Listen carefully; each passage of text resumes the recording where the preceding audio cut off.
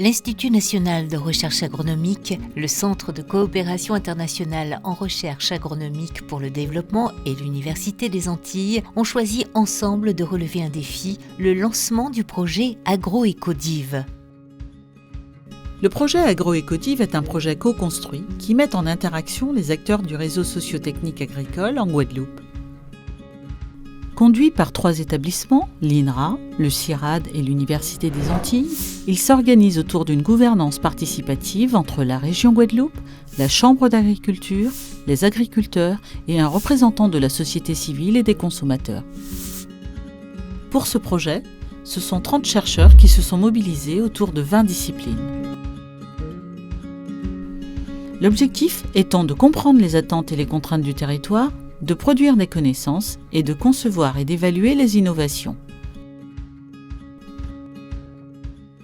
Produire autrement, c'est utiliser les principes de l'agroécologie, et ce pour les petites agricultures familiales qui constituent l'essentiel des exploitations agricoles de la Guadeloupe en se dirigeant vers une production en polyculture-élevage.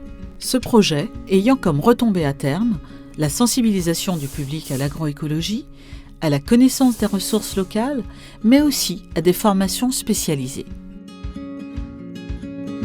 Ce projet AgroEcodiv, c'est pour les chercheurs et les agriculteurs de concevoir des systèmes innovants et de les évaluer dans une démarche agroécologique. Ce projet ambitieux, financé par l'Europe et la région Guadeloupe, vise à co-concevoir de nouvelles formes de pratiques agricoles, basées sur des modèles innovants ayant moins d'impact sur notre environnement et à les partager avec les professionnels de l'agriculture. Au départ de ce projet, on a fait 2 constats.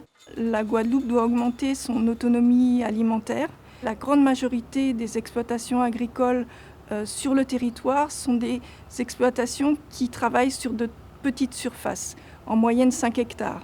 Ces exploitations, elles représentent environ 70% des exploitations de la Guadeloupe. Dans le projet AgroEcodiv, nous faisons une hypothèse qui est forte et structurante. Dans les systèmes agricoles dans lesquels les cultures et les animaux sont présents, les processus écologiques et les processus biologiques, les processus de recyclage des matières organiques, des matières minérales vont être plus efficaces. Donc c'est un milieu vivant qu'il faut garder humide, sans quoi on perd tout l'intérêt, en particulier des bactéries qui sont favorables. Et puis c'est surtout, il faut un milieu qui permette aux agriculteurs de travailler, quoi.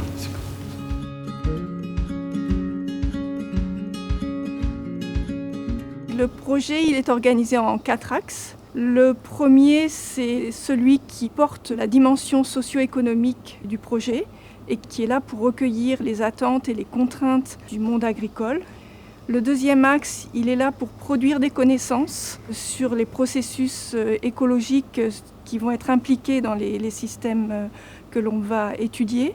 Le troisième axe, là, pour les chercheurs et les agriculteurs, il s'agit de concevoir ensemble des innovations, de rassembler les connaissances acquises dans le cadre du projet, mais également des connaissances acquises par les agriculteurs pour concevoir des innovations et les évaluer dans une démarche agroécologique. Et enfin, le projet se veut innovant en termes de gouvernance participative, c'est-à-dire que l'on a voulu impliquer non seulement des chercheurs, bien sûr, de différentes disciplines, mais également impliquer les bailleurs de fonds, la Chambre d'agriculture, des agriculteurs, dans le pilotage de la recherche, pour que cette recherche soit réellement au service des agriculteurs qui vont mettre en place les résultats de la recherche. Il s'agit d'une dynamique participative destinée à faire progresser la part de l'agroécologie dans les processus agricoles. Je travaille en interaction avec mes collègues agronomes, zootechniciens, socio-économistes. La nouveauté du projet AgroEcodiv, c'est que les agriculteurs et les chercheurs travaillent ensemble pour co-construire le projet et donc les résultats sont partagés.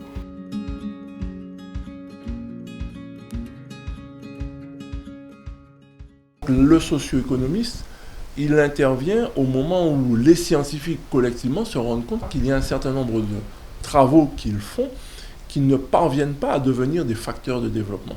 Donc, Dès lors, on commence à s'adresser aux chercheurs en sciences humaines, qui sont aussi des chercheurs, mais qui, eux, travaillent sur les déterminants de prise de décision des agriculteurs, et donc où on essaye d'associer dès très tôt l'agriculteur au travail de recherche, de telle manière que quand on arrive à un résultat, c'est un résultat collectif qui est déjà approprié par l'agriculteur parce qu'il a participé complètement au processus de recherche.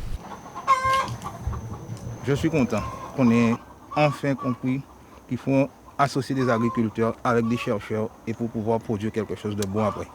Et ne pas tout le temps faire pour l'agriculteur et puis après l'agriculteur il arrive et ça ne correspond pas forcément à ce qu'il attendait.